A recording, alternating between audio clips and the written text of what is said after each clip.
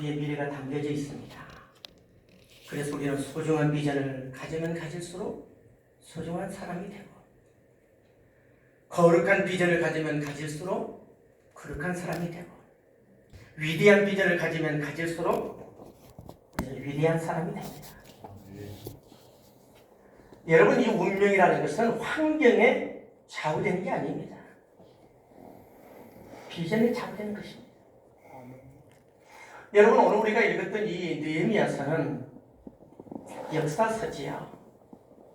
특별히 남유다는 하나님의 진노와 채찍으로 인하여 BC 587년에 바벨론 왕 느부갓네살에게 무너지게 됩니다.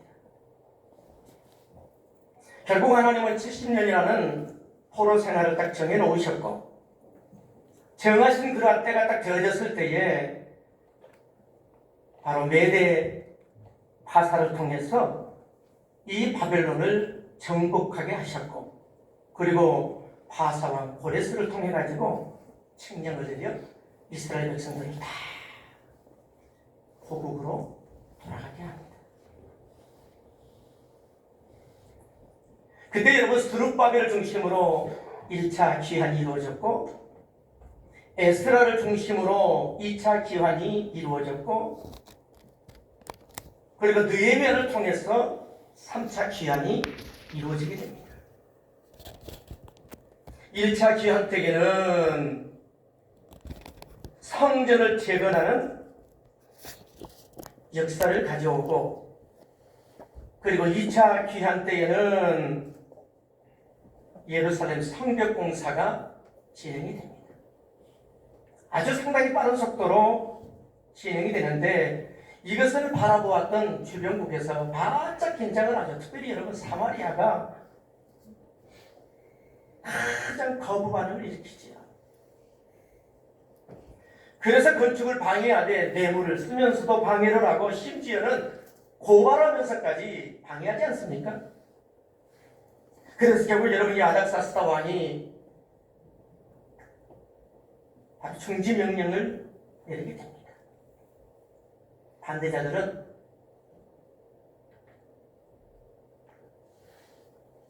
환희에 찬 미소를 지으며 예루살렘으로 올라가서 바로 이 성벽을 머물고 성문을 불살라버리고 강제로 모든 공사들이 다 중단되지 않습니까? 여러분, 이 소식을 저 멀리 포로로 가 있는 느헤미야가 듣게 되지요. 이 슬픈 소식을 들었던 여러분, 이 느헤미야는 하나님 앞에 울면서 금식하며 기도합니다.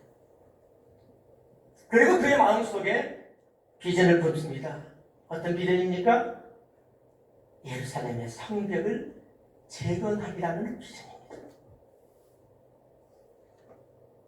지금 여러분, 우리 한국교회와 우리 교단을 바라보십시오. 이념과 사상으로 양분되어 있고, 우리 교단은 사역과 기득권 세력으로 인해서 분열되어 무너져 버렸습니다. 어쩌면 여러분, 이럴 때에 느헤미야처럼 우리 하나님의 사람은 이 하나님의 가치관과 그리고 세계관으로 하나님의 말씀의 틀 위에서 어쩌면 우리의 교단을 다시 새롭게 바르게 재건해야 된다는 그런 비전을 가져야 합니다. 여러분, 느헤미야가 어떤 사람입니까? 여러분, 우리가 이 아닥사스다 왕의 술 맡은 관원집으로 굉장히 지위가 높습니다. 여러분, 왕의 가장 총애를 받고 신임을 받는 사람이 술 맡은 관원입니다. 어쩌면 그 당대에서 하나도 아쉬울 데 없는 사람, 수많은 사람들이 부러워하는 그런 대상. 그런데 그가 예루살렘 성벽을 재건하겠다는 비전을 가지고 아닥사스다 왕의 허락을 받아 백성들을 이끌고 그는 3차 귀환을 그리고 그는 돌아오자마자 곧바로 성벽을 재건하게 되지요. 그런데 그때 또 수많은 방해가 있습니다. 여러분 그 방해에 가장 대표적인 사람이 누굽니까? 산발랏이었습니다. 여러분 이 산발랏은 그 당시에 사마리아의 총독이었지요. 어떻게 방해합니까? 비난도 하고 조롱도 하며 비난을 합니다. 그게 본문 1절에 3절이 맞습니다. 그리고 심지어는 우리가 너희들에게 올라가서 다윗을 죽일 거라고 하는 협박도 합니다. 그런데 여러분이 조롱과 협박은 생각보다 굉장히 강했습니다.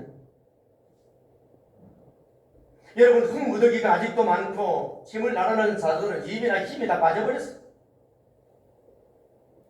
그래서 너희들은 결코 뭐하지 못할 것이다? 재건하지 못할 것이다. 이런 여러분 부정적인 말이 어디에서 터져나오기 시작하냐면은 내부에서부터 터져나오기 시작합니다. 그러나 느헤미야는 그 수많은 방해 속에서도 흔들리지 않았고 끝내 그 모든 어려움들을 이겨내고 52일 만에 성벽을 재건합니다. 할렐루야. 그렇습니다. 하지만 여러분 우리가 이 시대에 필요하고 한국교회에 신선한 도전을 주는 그런 교단을 우리가 세워가고자 할 때에는 많은 반대도 있고 많은 장애도 있고 심지어는 내부에서조차 그런 교단이 세워질 수 있을까? 아마도 힘들 텐데 아마도 어려울 텐데 라고 하는 그런 방해적 요소도 있습니다. 오늘 여러분 이 느헤미야를 통해서 이 방해라는 장애물을 극복하고 어떻게 그렇게 비전을 이루었을까? 첫 번째로는 기도하면서 그 모든 극한 어려움들을 다 극복했습니다. 여러분 느헤미야는 방해가 시작되자마자 하나님 앞에 기도하기를 시작합니다. 그 여러분 보면 4절과 5절 한번 보세요.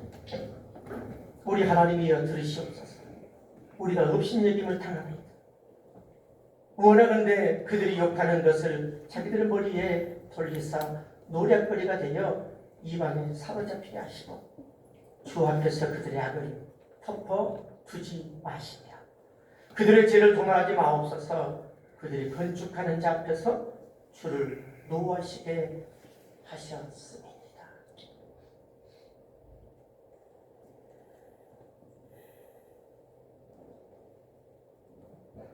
여러분 느헤미야는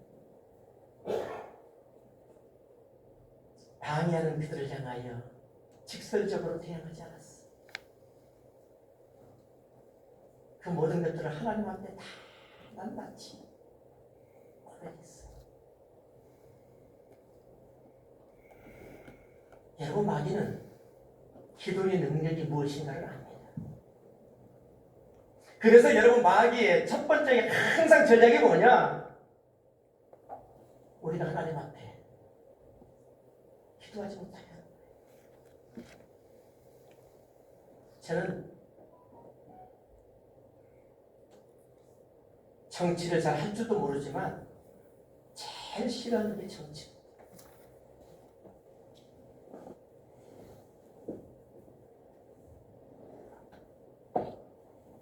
그래서 제 교회에서는 회의가 별로 없어요. 공동회의를 하게 되면은 제가 개척한 지 31년 됐지만 30분을 넘겨본 적이 없어요.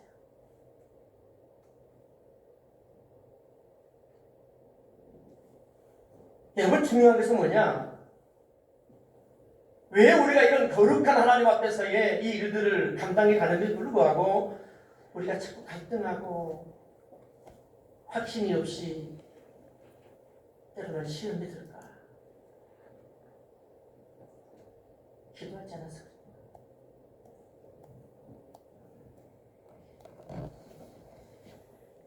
저는 교단에 대해서 단 한 번도 기도해 본 적이 없었는데 4년 전부터 내가 새벽마다 교단을 위해서 내가 기도하는 목사가 되어버렸어요.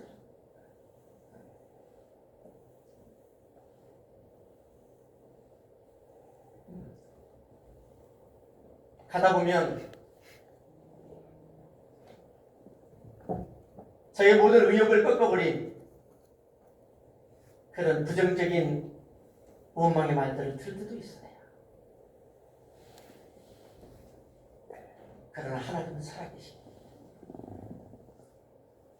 이 일들을 시작해 하시는 분이 하나님이셨습니다.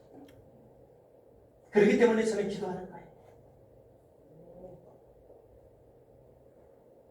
여러분, 기도는 반드시 하나님의 살아 역사하시는 능력의 손길을 우리의 삶의 현장에 끌어오게 하는 통로입니다. 오늘 여러분도 우리 교단이 반드시 멋진 교단으로 세워진다는 확신을 가지고 여러분 기도하시기 바랍니다. 결코 기도 없이 이루어질 수 없어요.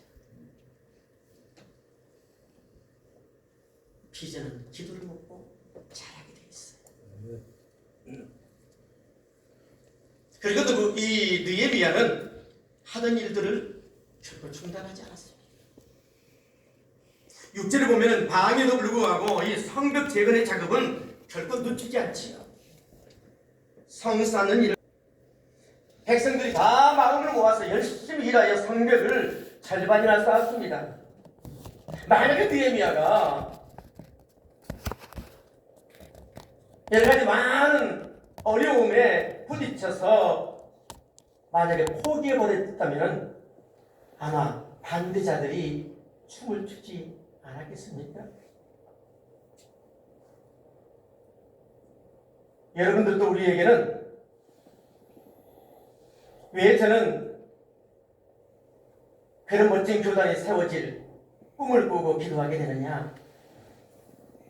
우리에게는 하나님이 가장 좋은 학교를 붙여주셨습니다.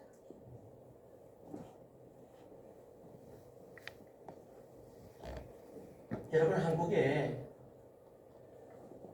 신학대학이 참 많습니다. 그런데 신학 전문 대학원은 두 곳밖에 없습니다. 그게 연세대학교하고 우리 호서대학밖에 없습니다. 유일하게 두 개 대학만 신학 전문 대학원으로 교육부에서 인정을 해줬습니다. 거의 다 그냥 신학 대학원입니다. 전문 대학원이 아닙니다. 여러분, 전문 대학원을 인가를 받으려면 굉장히 까다롭습니다. 학교 자산부터 해서 교수진들로부터 해서 굉장히 어렵습니다. 다 전문신학대학원으로 받기를 원하지만 연세대학교하고 호서대학만 유일하게 두 개 대학만 신학 전문대학원으로 인간하는 것입니다. 이런 좋은 신학교를 우리 교단에 붙여주신 분이 하나님이십니다. 그렇기 때문에 우리는 가장 멋진 교단으로 다시 재건할 수 있다는 그런 확신을 가지고 우리 함께 손을 잡고 나아갑시다. 만약에 현실이 조금 어렵고 힘들다고 포기한다면 어쩌면 마귀들의 세력들이 가장 기뻐하겠지요. 세상에 제일 무서운 병이 뭔지 아세요? 절망이잖아요. 우리는 어떤 상황에서도 희망을 가지고 달려갑시다. 비전을 주신 분이 하나님이셨다면 이 비전을 성취하게 하실 분도 하나님이십니다. 정말 우리가 믿음으로 시작한 일을 포기만 하지 않는다면 반드시 하나님께서 이루실 겁니다. 물론 여러분, 그 비전을 이루기까지 때로는 수많은 비슷한 값을 치러야 될 때도 있습니다. 그러나 여러분 그 대가는 저는 확신합니다. 반드시 하나님께서 축복의 씨앗으로 보상해 주실 것을. 그리고 대적들의 공격에 대비했습니다. 여러분 구절을 보면은요, 느헤미야는 기도만 하지 않았어요. 파수꾼을 두어서 밤낮으로 지키게 했잖아요. 13절을 보면은 대적들의 공격에 대비했고, 18절을 바라보게 되면은 절반은 일하고 절반은 갑옷을 입고 창과 방패와 활을 들고 지켰습니다. 그리고 일하는 자들도 한 손에는 번개를 잡고 허리에 칼을 차고 성을 쌓는 일에 헌신했습니다. 우리도 열심히 기도도 해야 되지만 여러분 우리가 할 일은 내게 주어진 사역의 현장입니다. 먼저 나의 사역의 터전을 든든히 세우며 우리 서로가 하나 되어 나아가야 된다는 것입니다. 아멘. 우리 기도하면서 사역합시다. 아멘. 기도하면서 우리 멋진 교단을 세울 전략을 세웁시다. 우리 기도하면서 우리가 세우고자 하는 이 일에 여러 가지 많은 방해도 있고 또 그거에 대한 공작도 있겠지만 우리는 그것에 대해서 대비도 해야 합니다. 중요한 것은 하나님이 하시면 됩니다. 아멘. 그리고 느헤미야는 끝으로 전적으로 살아계신 하나님, 지금 역사하시는 그 하나님을 아주 신뢰했어요. 여러분 14절에 가서 보면 느헤미야는 백성들에게 대적들을 두려워하지 마라 그랬습니다. 우리가 두려워할 분은 누구라고 그랬습니까? 하나님이시라고.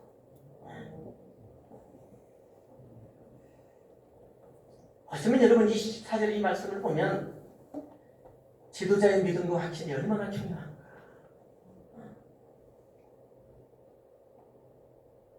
느헤미야를 낙심하고 두려워하는 유다 백성들에게 하나님을 전적으로 우리가 신뢰하자.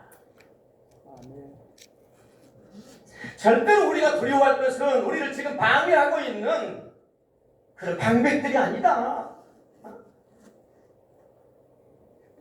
비난하고 우리를 협박하고 우리를 조롱하는 이러한 것들을 우리가 두려워하지 말자.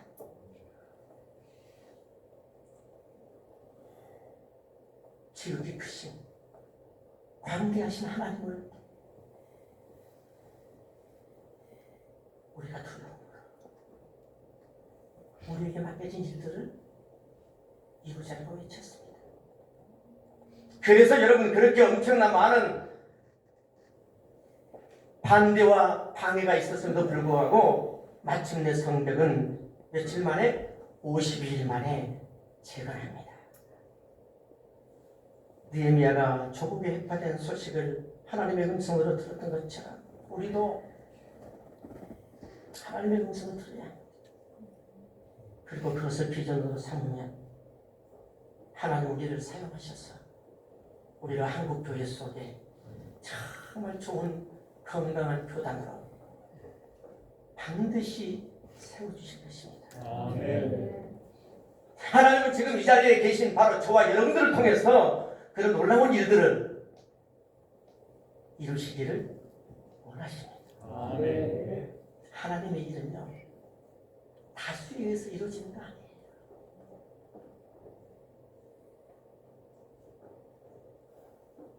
하나님이 우리와 함께 하신다는, 하나님을 전적으로 신뢰하는 그 소수,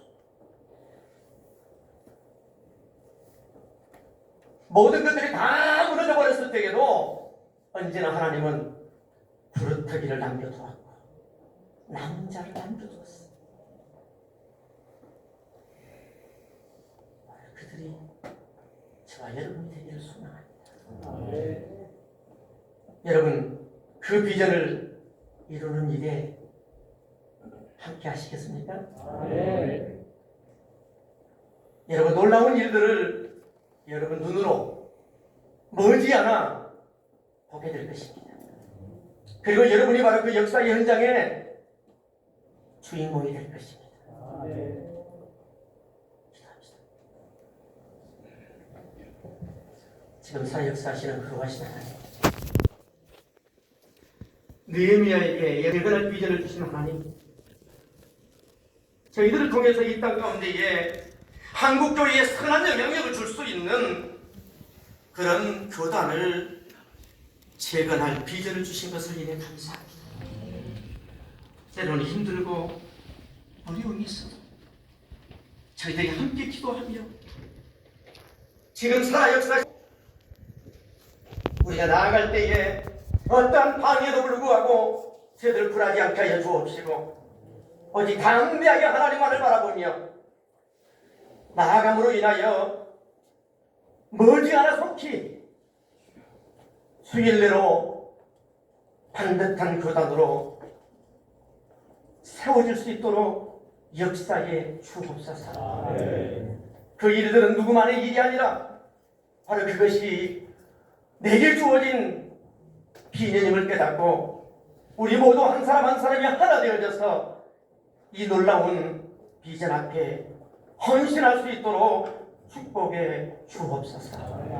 예수님의 귀하신 이름으로 간절히 기도하옵나이다.